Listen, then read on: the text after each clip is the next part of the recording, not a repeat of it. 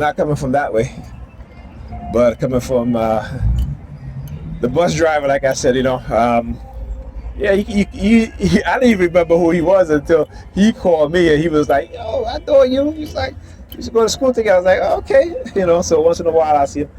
He'll be having a talk, but the the bus stopped at the other stop that he wasn't coming here. He had to empty out the bus, and then what he did is, since I'm going to have to turn on this way. I'll let you off right here. So but it's always having a conversation, and there was a woman on the bus arguing with him, and I'm like, look, that's just the way it is with people, particularly people who are raised in ignorance. And we all listen. We all are. A lot of us are raised in ignorance because that's how they want it, right? When I say they, meaning the power structure, the elites, those that are running the society, that are shaping the society, not in a good way, but in a negative way, in a destructive way, right? Because they don't want anything better for the people. They enjoy what it is they're doing to people. They enjoy destroying people, right?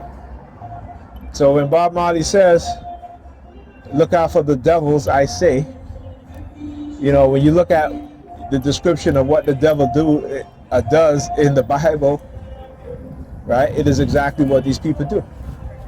They manipulate us. They turn us against each other. This is not some supernatural thing. These are people in power, right? Who shape society how they want society to shape. And see, because we in the West, our religious mindset, right? Because we don't get to travel anywhere, but you go to travel across the globe and you see people who don't believe in your religion, right, are doing better than you and I, right? Their society is much more moral, right? Their people are much more intelligent, right? Because they have good leadership. And even when they had bad leadership, right? Because again, it depends on who is in power and what type of leader that person is, he or she is. All right. So what certain countries have done is to say, we are going to take the best from each of these so-called societal structure: capitalism, socialism, communism. Or some may just say we're just going to take the best of the two. We may not want capitalism, right? We may not want socialism. We may not want communism.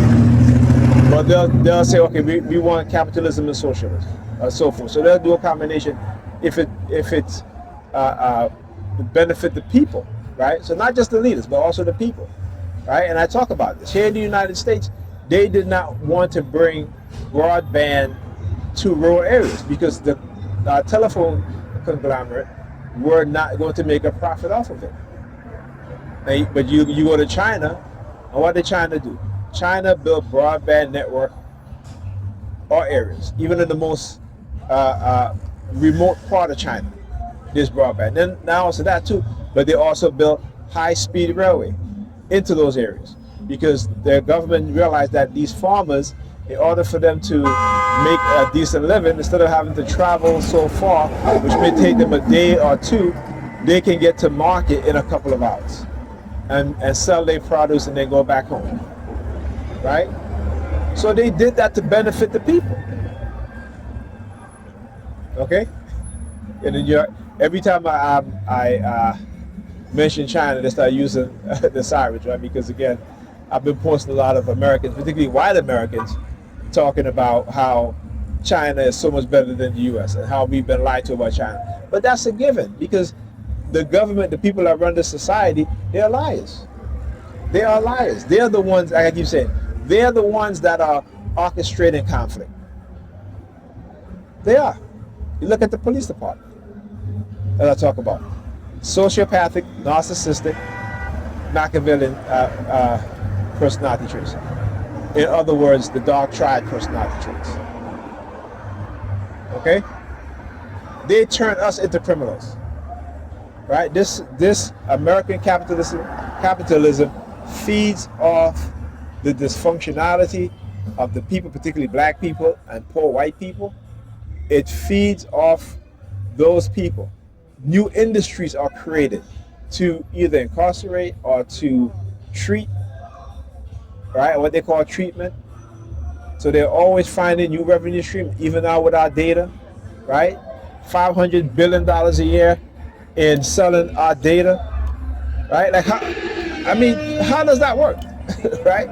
Really, how does that work? What data are they selling?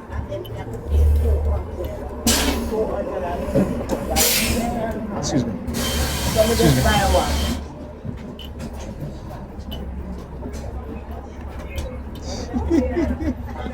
Straight on stare.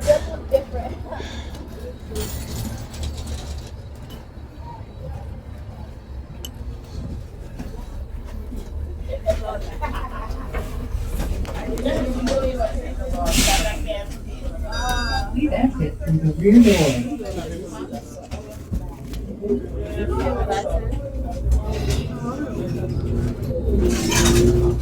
Excuse me. Thank you.